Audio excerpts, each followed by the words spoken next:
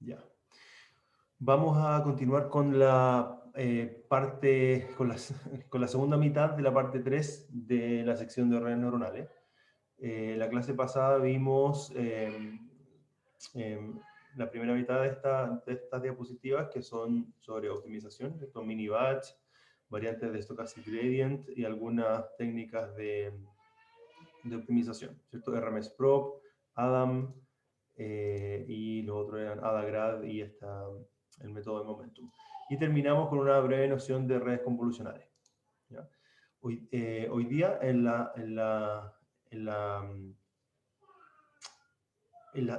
segunda mitad de la clase, que va a quedar en otro video, voy a mostrarles un tutorial de una red convolucional. ¿Ya? Pero antes de eso quiero terminar las estructuras. Aquí quedamos en la clase pasada. Entonces, la estructura que vimos en la clase pasada fue la de redes recurrentes y quiero mencionar un par de estructuras más. Bueno, la primera en realidad era la red completamente conectada, después la red convolucional que tiene menos conexiones que la red completamente conectada y además tiene la propiedad de encontrar estructura local y que se repite en el espacio. ¿Ya? Denme un segundo, voy a cerrar la puerta.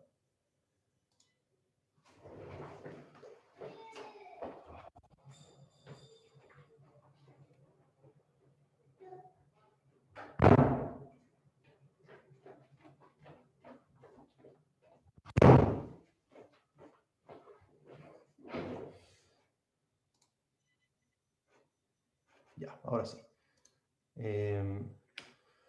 Entonces, la tercera estructura es esta, la de la red recurrente. La red recurrente, como su nombre lo dice, tiene neuronas que reciben por input su mismo output. Entonces, cuando tenemos una red como la que vimos en la clase pasada, algo del estilo como 2, 3, 1, 2, 1, 2, 1, 2, por ejemplo, algo así.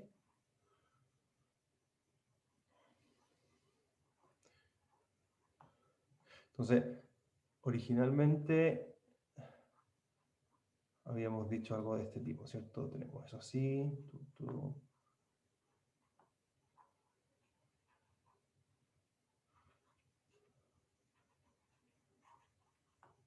Entonces, esta es una red común y corriente completamente conectada. La red recurrente va a tener algunas neuronas cuya salida se va a volver a conectar a sí misma. ¿Ya? ¿Qué es lo que está pasando acá? Entonces, y esto denota, ese cuadradito, denota un operador de retraso. Entonces, como que uno puede designar un índice temporal. Por ejemplo, si acá entra xt, ¿cierto? Entra xt. Este es ht. Y esto genera un ut más 1. Ya que es perdón, un ut. Entonces, el siguiente dato que yo ingreso, xt, va a ser por supuesto xt más 1. Y xt más 1 quiero concatenarlo acá con el ut. ¿Ya? Entonces, es como que la red tuviera un buffer. ¿Ya? Tiene como una reserva donde va guardando variables. Entonces, bueno, y aquí está. ¿Ya? La activación en T, que es eso que está aquí, depende de la señal actual más la señal anterior. ¿Ya? Entonces, seguramente... No está bien. Bueno, eso también depende de los parámetros de la red. Entonces uno puede hacer esta operación que se llama unfolding y escribir la red recurrente de forma no recurrente. Que para hacer eso tenemos que replicar todo este procedimiento, ¿cierto? Entonces, ingresar un xt a esta neurona H, y a la neurona H recordemos que también vuelve a entrar el ut-1, o en realidad no pensemos en el u, pensemos en el H nomás, y a la neurona vuelve a entrar el H anterior. Entonces es lo mismo que replicar estas neuronas, y tener una red que en este caso tenía una sola neurona oculta, se convierte en una red con varias neuronas ocultas porque estamos como escribiendo el tiempo en el espacio, básicamente. En vez de hacer esta recursión y decir cada vez pasa lo mismo, estamos escribiéndolo explícitamente. Y este es el concepto más básico de la red recurrente, ¿cierto? Es tener una neurona que sea recurrente, pero con este concepto uno puede construir estructuras mucho más sofisticadas. Por ejemplo, la recurrencia ocurre a la mitad de la red y después ocurre esto, ¿cierto? Tenemos este caso. Aquí se nombran tres tipos. Uno puede, bueno, este es el input, ¿cierto? Este es el target. Esta es la pérdida y esta es el O, es de output de la red. Entonces, tengo mi entrada, la neurona oculta que es recurrente, mi salida, y además tengo mi dato real, y esto genera la pérdida. Entonces, esto es lo mismo que antes, ¿cierto? Pero en el contexto de una red con el criterio de pérdida. Y eso, si yo le hago el unfolding, se ve como esto, ¿no? Entonces, ¿para qué sirve el unfolding? Si yo tengo una secuencia de datos que quiero ingresar a la red, como una serie de tiempo, por ejemplo, mediciones cada un segundo de alguna cantidad, en la red los voy pasando, en la red recurrente los voy pasando de a uno. Si yo tuviera la representación no recurrente, tendría que pasarlos todos al mismo tiempo, ¿cierto? Y dentro de la red empezarían a combinarse. A ver... Bueno, y hay distintos tipos de redes que ocupan este concepto. Por ejemplo, la primera que sale acá es una red que produce una salida cada instante de tiempo, como la que está aquí, ¿cierto? Hay otra red que acumula el buffer, o sea, uno ingresa la secuencia dato a dato y se acumula en este buffer, y una vez que el buffer está completo, generan una salida, ¿ya? Por ejemplo, si quiero procesar una frase y quiero saber si la frase es de sentimiento positivo o negativo. Entonces, en ese caso no tiene sentido que la red dé una salida para cada palabra que doy, sino cuando termino de ingresar la frase completa. Profe, una consulta. En el grafo computacional de como Unfold, la salida O corresponde. No sé si te perdí, fui yo o te caíste tú, pero no te escucho. Ambos, yo creo. Ah, Eh, ya. en el grafo computacional de la derecha, cuando ¿Sí? está Unfold, hay una capa que sale como, ¿ese corresponde como a la función de activación o como el output? Ya, el output, ¿SO? ¿o no? Sí, es el ¿Sí? output. O sea, esta es una red súper simple que tiene una pura neurona, ¿ya? Entonces tenemos input, una neurona que es recurrente, o la puedo escribir así o la puedo escribir así, y después la salida. Y la red termina aquí. O sea, mi red termina ahí. Lo que pasa es que aquí estoy calculando la pérdida. Y la pérdida la calculo con la salida de mi red y mi dato, que es el Y. Entonces ahí el B correspondería como a la función que yo defina como función de activación. ¿El Acá en el grafo, el B? B, Sí, sí, ¿sí? sí, por supuesto. Eso Ya, es. bacán. Vale. Profe, ¿Sí? em, en el caso de querer como entregar input variables, ¿cómo se representa eso con recurrencia? En el caso de las palabras, por ejemplo, que no necesariamente tienen el mismo largo. ¿En el caso de qué, perdón? No, me perdí la primera parte de la frase. En el caso de querer como darle como input a la red palabras, yo tenía entendido que se ocupan redes recurrentes por el tema de que uno puede como simular la variabilidad del input, el tema del tamaño.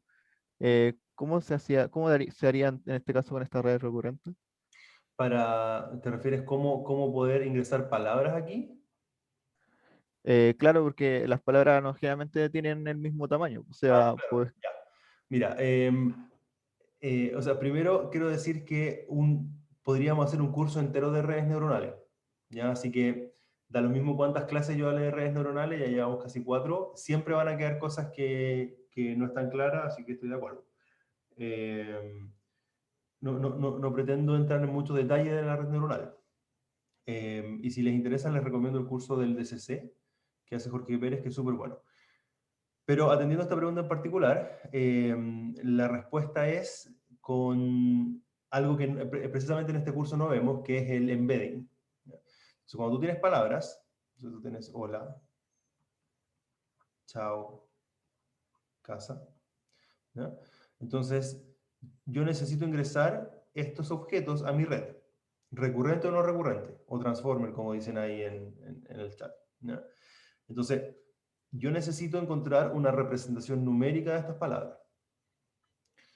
Entonces, a esta yo le puedo asignar el 10000, a esta le puedo asignar el 01000, a esta el 00100, ¿ya? O bien le puedo asignar a esta el 1, a esta el 2 y a esta el 3. ¿Ya? Lo primero que dije, el one hot encoding, lo segundo es, es simplemente un índice. ¿Ya? Entonces, por supuesto, para calcular esto que es un feature al final, o sea, calcular esto es un problema que no es trivial, porque a la red si le paso la palabra hola y después la palabra, no sé, saludos, esas dos palabras son similares en base a su significado, ¿cierto? Pero esa similitud es una cuestión súper subjetiva. Entonces, ¿cómo puedo codificar esa similitud en números?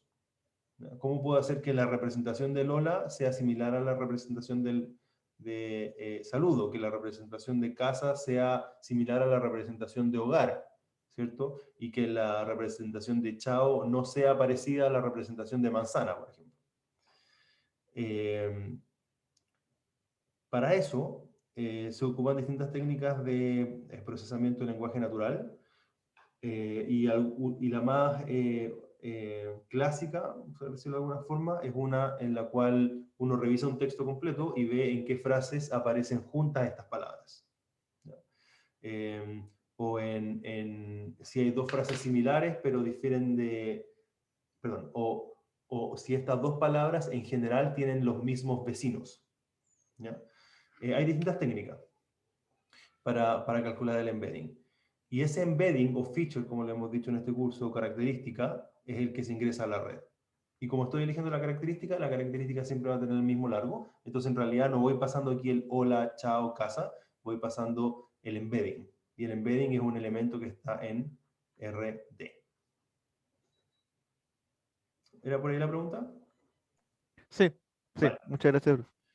Ya, eso era de red recurrente. Quiero alcanzar a pasar el tutorial.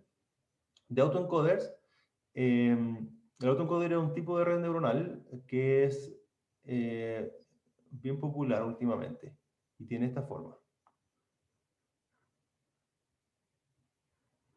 Uno ingresa un dato, y esta es una notación compacta que dice como aquí tengo neuronas, más neuronas, otra capa chica, y están conectadas entre sí toda esta...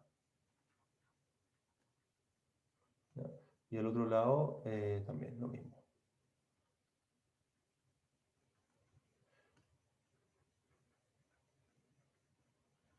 ¿Ya? Entonces lo que estoy haciendo, ¿cómo le llamo esto acá? Esto lo voy a llamar C. Entonces, estoy pasando un dato a través de esta red neuronal que tiene dimensión de entrada alta, alta como la dimensión de mi dato, y voy bajando la dimensión, bajando la dimensión, bajando la dimensión. Por ejemplo, pensemos que esto es dimensión 10.000, y aquí tengo dimensión 15. ¿Ya? Y aquí vuelvo a tener dimensión 10.000. Y entreno esta red neuronal con la pérdida, una pérdida que va a penalizar que mi X gorro sea distinto de mi X de entrada. Entonces, esta red está siendo entrenada para que aprenda la función identidad. ¿Ya? Pero para que aprenda la función identidad, restringido a que la información que está fluyendo a través de la red tiene un cuello de botella aquí adentro. Estoy obligando a la red a que encuentre una representación de solo 15 valores para estos datos, que son 10.000 dimensional, y que después pueda reconstruirla. Entonces, ¿qué es esto que está acá? Es un código. ¿Ya? Entonces, estoy codificando mis datos, los estoy comprimiendo, para después poder reconstruirlo. Entonces, si tengo 1000 elementos X, ¿ya? En total tengo 10 millones de números, que son 1000 elementos de 10.000, de dimensión 10.000 cada uno. Pero si el código este me quedó bueno, ahora tengo solamente 15.000 números en vez de 10 millones. Entonces el objetivo del autoencoder es comprimir, ¿ya? El primer objetivo. El segundo objetivo es entender un poco lo que está pasando, porque si yo este autoencoder lo bajo a dimensión 3, por ejemplo, puedo visualizar los datos en un volumen. En cambio, si mis datos tienen dimensión 10.000, difícilmente los puedo visualizar.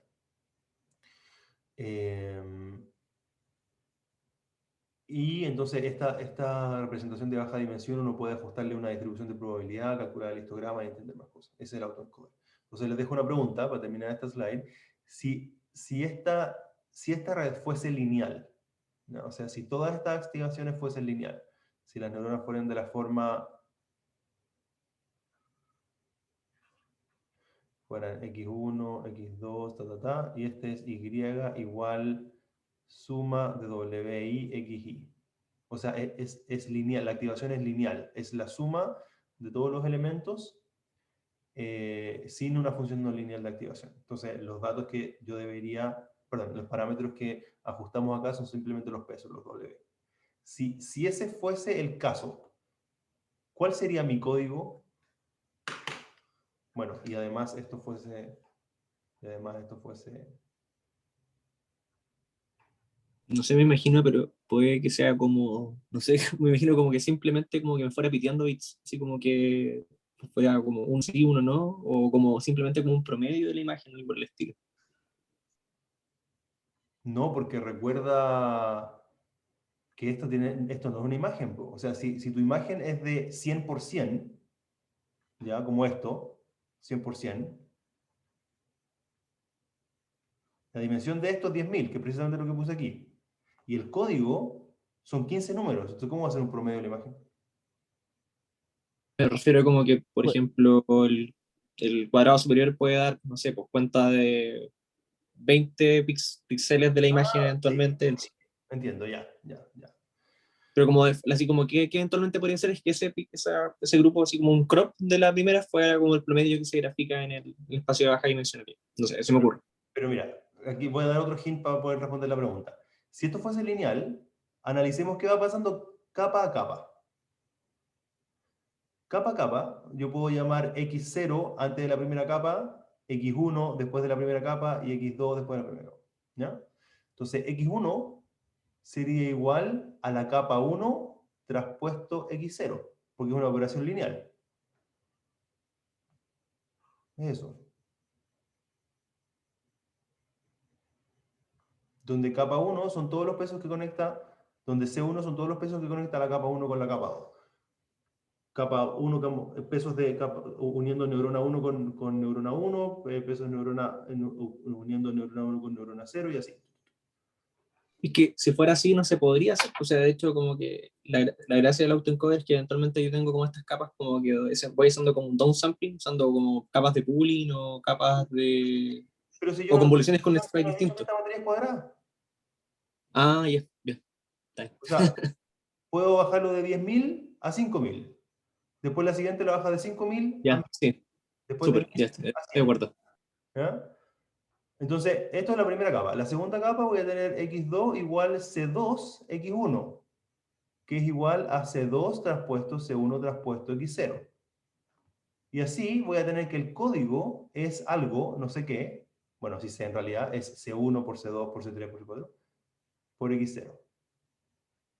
O sea, el código es una transformación lineal del input.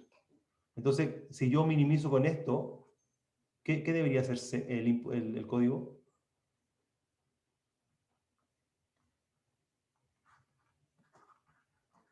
Es PCA. ¿Ya? El autoencoder es una versión neuronal de PCA.